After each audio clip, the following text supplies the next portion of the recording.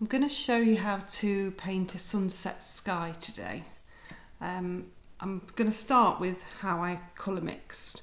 One of the most important things when you're doing a sunset sky is the colours are consistent so that they don't fight against one another. So by that I'm meaning they should be exactly the same thickness. So I'm going to start with a warm yellow. It's important when you're doing a bold sunset that you have a warm yellow. If that can be a transparent yellow, that's even better. And what I'm going to do is just pop these colours at the side here. So that's a gamboge yellow. And as I'm going along now, I'm aiming for consistency. So I've got about half a teaspoon of water and I'm adding a pea-sized blob in there.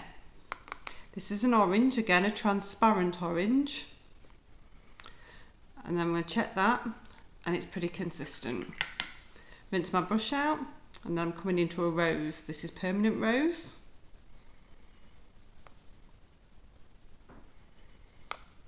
Check that from consistency perspective. Needs a little bit more, it's a bit more watery. I'll take a little bit more in.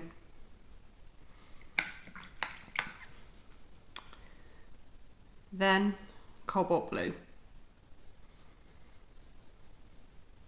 If you get the same consistency, these won't fight against one another. Now that's very strong, so I'm going to take some of that across because I'm going to need that in the next colour anyway.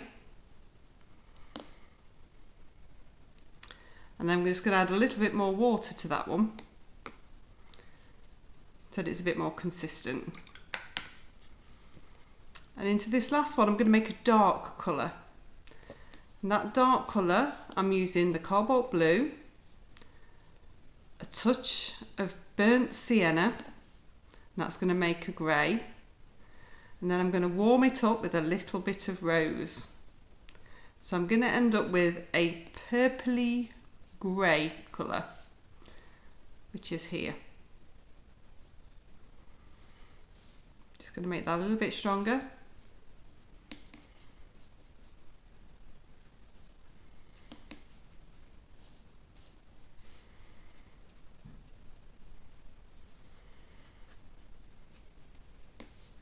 It's important you take your time to get these colours right.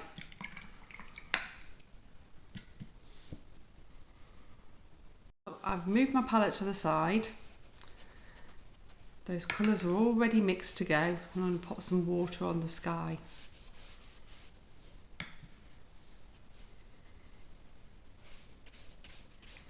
Want a nice even coat of water, no puddles, take your time. Use a big brush. Let it soak through.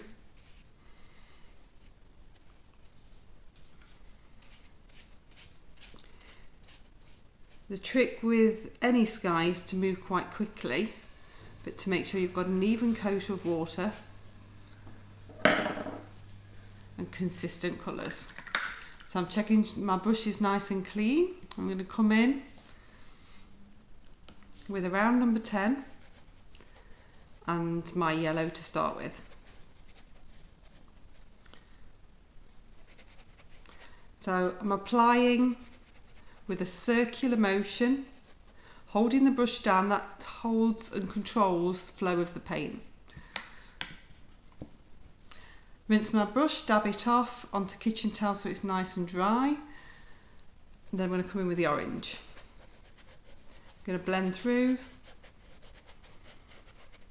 keeping my brush pushed down.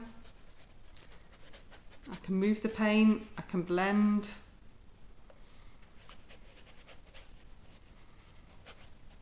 Get that nice orange colour appearing. Rinse my brush off, dab it off on kitchen towel so it's dry, come into the rose. Do the same.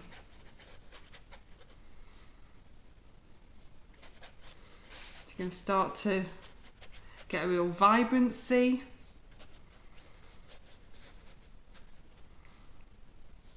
You can blend through. So it doesn't have to be stripy, you can blend through. Have some darker colours.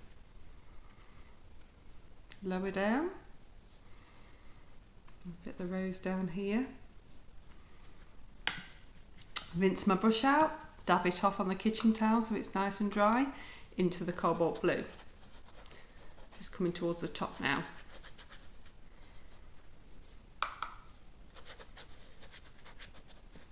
Nice circular motion, controlling the paint. You can blend through.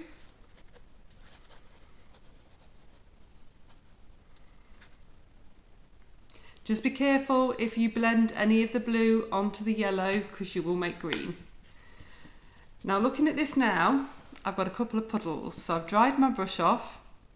I've taken a lot of paint onto water. So I'm just going to dab with the brush that's dry just a few of these puddles out. Because before we come on with the dark clouds, we've got to be careful that it's still remaining a consistent wetness. I'm now going to swap down to a smaller brush. A smaller brush just enables you to be in control. And I'm going to come into our purpley grey colour. This is where we're going to add some wispy clouds. This works perfectly well as a normal sunset without any cloud, but we're going to bring some cloud in now. So again, circular motion, holding the brush down. Wherever you release, the paint will come off the brush. So think about it. If you want a nice wispy area, don't release it there, come back to a bigger area to release off the paper.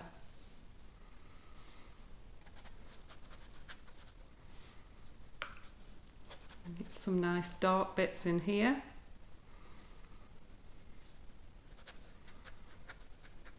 It's a really nice colour combination.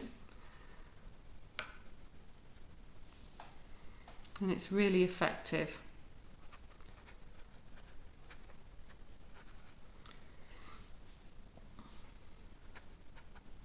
You can do those dark clouds with the little bits of colour coming through. You can do more wispy clouds. For wispy clouds, just dab off the brush a little bit on some kitchen towel. And then you can come in towards the bottom with less paint on. There's less paint on the brush, so there's less to release off. You can do these little wispier bits that you get in the sky.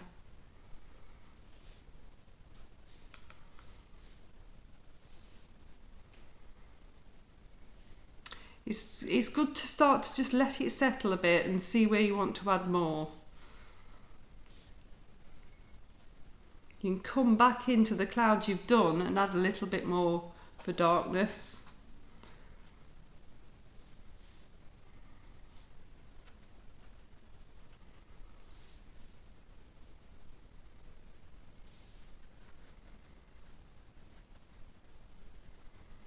I'm going to continue this in another tutorial, showing you how to do a sea and a crashing wave. So look out for that as well. So just continue with a few more little wispy ones. It's just good to connect everything together. This cloud effect really connects everything together.